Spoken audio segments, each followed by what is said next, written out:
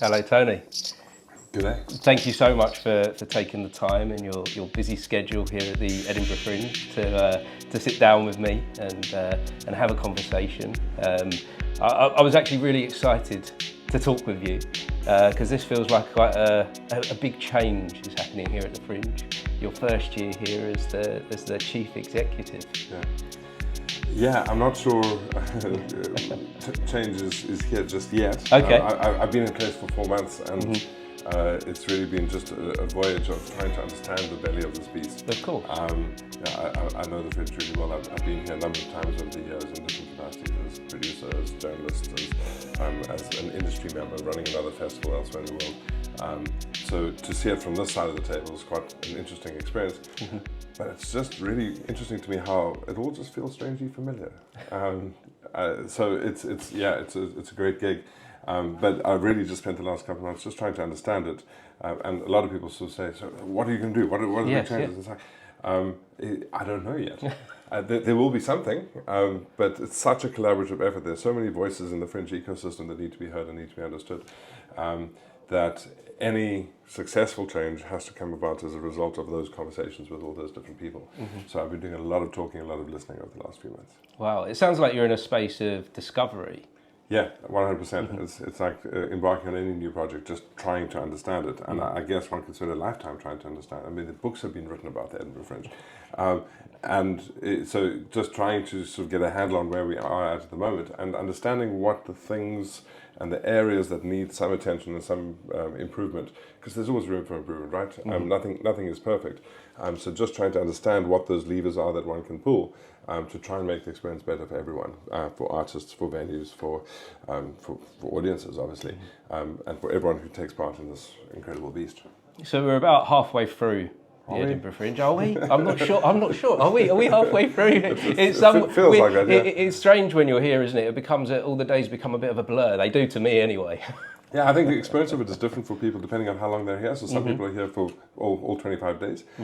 So they have a very particular rhythm that they work to. Other people come in for 3 or 4 days.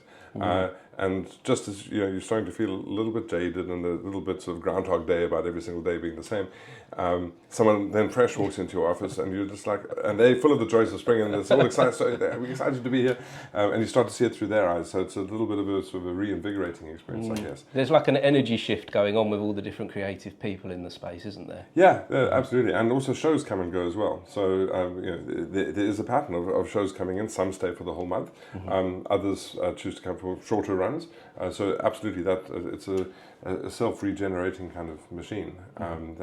These different energies come in at different times. And so, what have you discovered so far then on your experience here? I think the one thing that's immediately striking is just how much everybody loves the Fringe. Now, that's not to say that people aren't critical of it, and there aren't ways of making the experience better. And there's some people who really don't like it and they stay away. And we prefer that not to be the case, but we accept that you can't be all things to all people. But the prevailing sentiment of love and joy that people have for this event, it's quite humbling when you're sort of sitting in the middle as we do at the Fringe Society, and sort of observing this thing unfold. And it costs a lot of people time, effort, money, focus, all of those things to do what they do in the Fringe. People make a lot of sacrifices to be here. If they're an audience member, it sits on their bucket list for years. It's like, we one day want to go to Edinburgh. If you're an artist, it's viewed as we have to. It's a rite of passage. We have to bring our work to Edinburgh at some point to get noticed, to get seen. We have to go through that, no matter how painful it may be. So artists invest a lot of their own time and money and resources to get here. But it's all just through this lens of love, and I think that is the most striking thing for me about the Fringe, just the sense that there's so much love for the event. So that's the first thing I've noticed. I've also noticed that there's so many ways that we could be looking at to make that experience better. Everyone steps into Fringe world from a very particular place, and they have certain expectations of what it's going to be like, and just understanding what their own personal journey is, and then what the speed humps on that road may be for them, and figuring out ways of clearing those and just making it a better experience for them. And there's lots of work to do. There's lots of things that we can do to try and clear the way for that experience. Have you got any idea what that work is that you might do? There's so many areas that are deserving of attention. Just to pick out a couple that I think we particularly need to be looking at. The question of how do we increase customer loyalty? So someone makes the effort to come here. How can we make sure they have the best possible time? How can we reward them for their ticket buying behavior? What are the things that we can do in that regard? How can we make it simpler for people to step into Fringe World and make the choices they need to make to have an amazing experience? The program is vast. It's 3,800 shows. To try and make choices as a customer, there's a strong sense of FOMO from a lot of people. How do we make it easier for people to make the choices without advantaging one production over another? Yes, There's some big name comedians who come here, they're going to sell out. They don't necessarily need an extra frontal push from anybody else. But there's also comedians who are stepping onto the stage for the first time, who are refining their craft, who are developing work. They're also deserving of an audience. So how do we surface those people and bring them to people's attention? So it's trying to simplify that user journey, and there's all sorts of amazing tools that one can start developing now, using AI, using technology, to try and help audiences find their moments, their Fringe moments. So that's an exciting area that was a work in progress before I joined, but it's absolutely something that I want us to accelerate and keep looking at. Then just looking at the economics of participation in the Fringe. It's a prevailing thing about how expensive it is to come to Edinburgh. The accommodation is expensive. We know it's an expensive city. So how can we relieve some of that pressure? What are the conversations we need to be having with the council, with tourism bodies, with hospitality providers, to make sure that they don't take the Fringe for granted, they don't strangle the golden goose, and actually keep it accessible to everyone? Because art should not be just for the rich. Yes, yeah. And I'm finding I've come across a few artists and creatives here that are sleeping in their cars and sleeping in tents. And I've actually come across something here, an idea that I want to just float past you. Yeah, go for it. That someone said to me that this place is like the Olympics for creatives. You have all these festivals going on around the world, but essentially, this is the one that they all want to come to, that the best of the best want to be here, and the people that are rising up, the grassroots, are coming through as well. So this comparison to the Olympics kind of got me thinking a little bit. When you have the Olympics and you have the athletes there, they have the athletes or the Olympic village, don't they, where people can stay? I think that would be wonderful to have something like that here. Right, so I already know what you're going to be doing tomorrow, which is when you go on a self-guided tour of our own artist village, which has been set up in partnership with Queen Margaret University. So your idea is slightly ahead of its time, or maybe behind its time. So we've done a deal with Queen Margaret University. It's about a 15-minute bus ride from town, which if you're coming here from London or a big city, that's nothing. And for £300 a week, you can get a room in the village as an artist. They run wellness sessions for artists. They have yoga classes. It's a real vibrant hub. And there's about 400 or so artists staying there this year. It's a project that has been going for a couple of years, but we're absolutely accelerating it now. And the team from Queen Margaret University have been amazing in just releasing more rooms, as the ones that we've had were sold out, so they put some more into the pot. So it is a great idea. So great, in fact, that we're already doing it. Oh, good. I'm really pleased to hear that. Obviously, some artists balk at the idea of being out of town. Other artists actually quite like the idea of occasionally, if you're here for a month, it's quite nice occasionally to step out of the bubble and just have some peace. Edinburgh University also makes some rooms available. It's not as structured as an artist village, but similarly priced rooms at Edinburgh University, which is closer, obviously, to town. It's just putting our arms around that artistic community and saying, we hear you, we see you, we know that it's expensive for you to come here.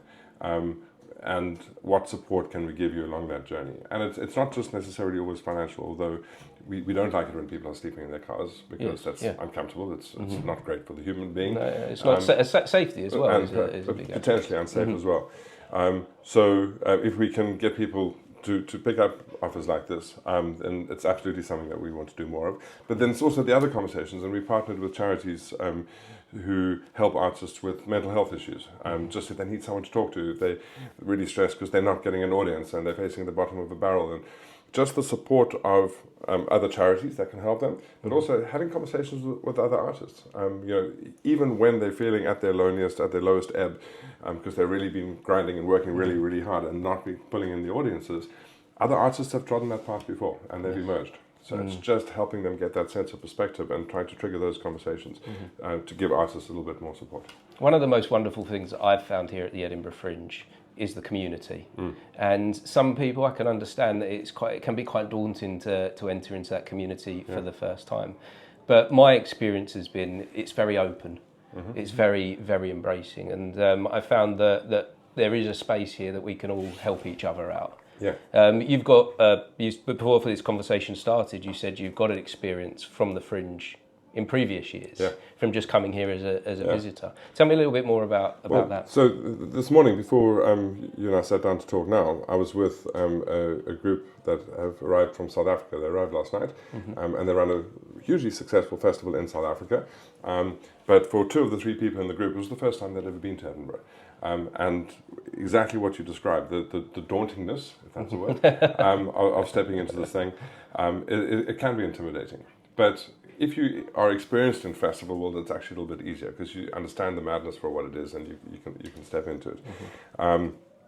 But I know when faced with that program and the FOMO thing, it can be tough. So with this group, we had a cup of coffee, we chatted, and I then took them with me to go to a showcase that was being put on.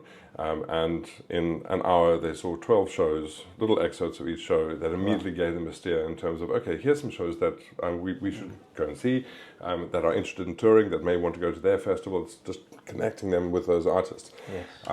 So it was a very sort of real live example of the way we can join those dots, because it's not great. And there are programs that Festivals Edinburgh, which is an umbrella body which works with all the festivals in town. There's a momentum program that they run, which brings delegates from around the world and helps them with a very structured program navigate their way through the festival, and creates the kind of networking opportunities that those industry professionals are looking for. Because they want to see shows, they want to have a good time, they want to stand in the bar and have a couple of beers, whatever. Yes. But they also are here to work, and they want to see shows that have potential for them, that they can shop for and take back to them.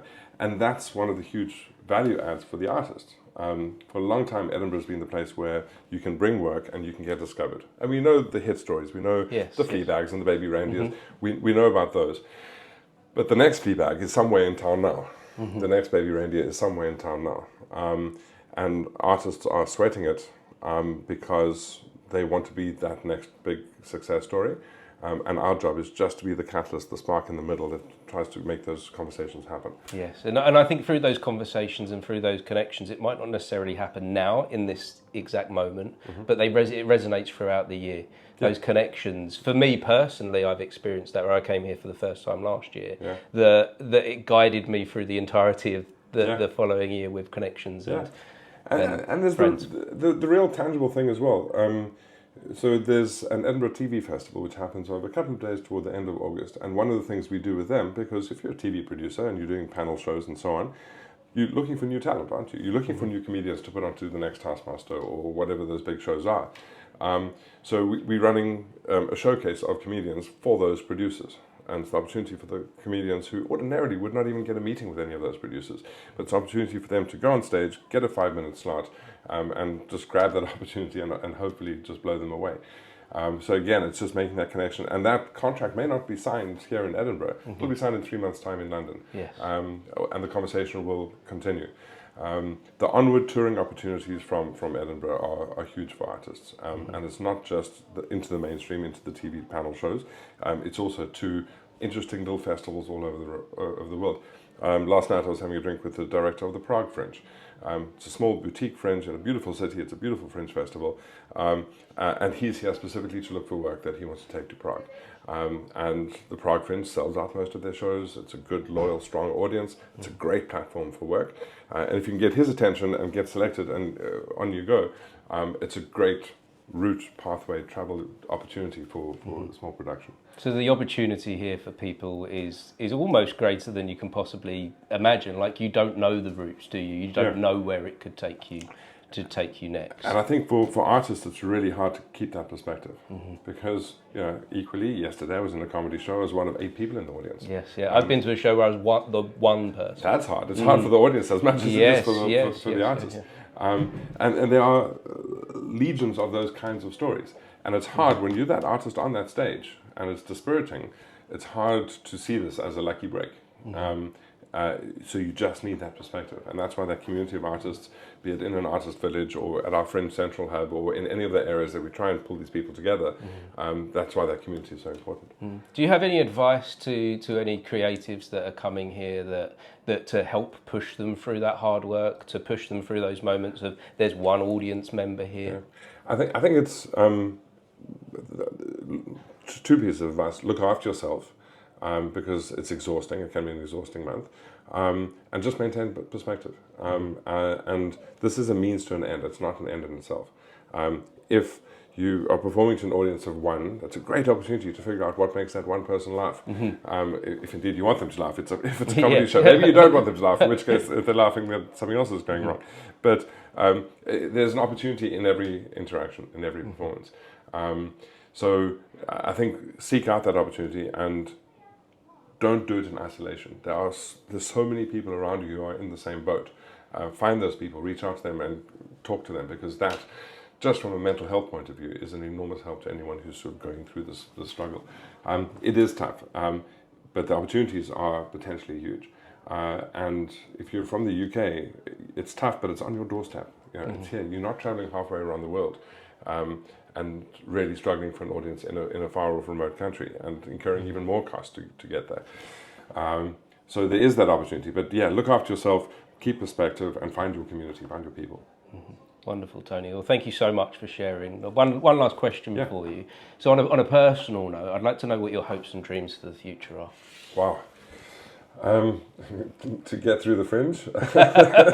Yeah, I was extremely fortunate 15, 20 years ago when I got a call to go and run the South African National Arts Festival, which is it's a mini Edinburgh, tiny corner of South Africa. And since then, I've only ever done jobs that I've loved. And I guess my hope and dream is to be privileged enough to keep doing that. And when something stops being fun, I'll stop doing it.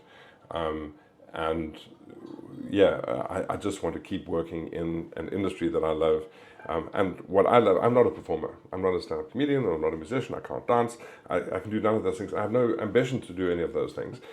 What I love doing is just creating connections and creating moments for people that wouldn't otherwise have existed. So if I can create, or facilitate an amazing moment in a quiet theatre, it doesn't matter how many people are in the audience or how many people on the stage, but if I can just cause one person in that audience to be moved, to feel a connection with something that's happening on stage. I walked out of a show the other day, and the cast member, the one-person show, she was standing at the door and saying goodbye to the audience as they left. And one audience member just in front of me just said, "Can I give you a hug?" and gave her this massive hug. I was just like, yeah, okay, that's why we did. So my hopes and dreams are to keep being in a space that facilitates that kind of thing, because it's magical, and there's no other industry in the world that lets you do that. No, that sounds really exciting to me, Tony. I really do look forward to seeing what the future looks like and how those connections keep building with you here at the helm. We'll see what happens. Thank you. Thanks again for sharing, and if anyone was watching or listening, we appreciate you for joining us for this conversation. Thank you. Thanks, Tony. Cool. That was wonderful. Thank you. Cool. No worries.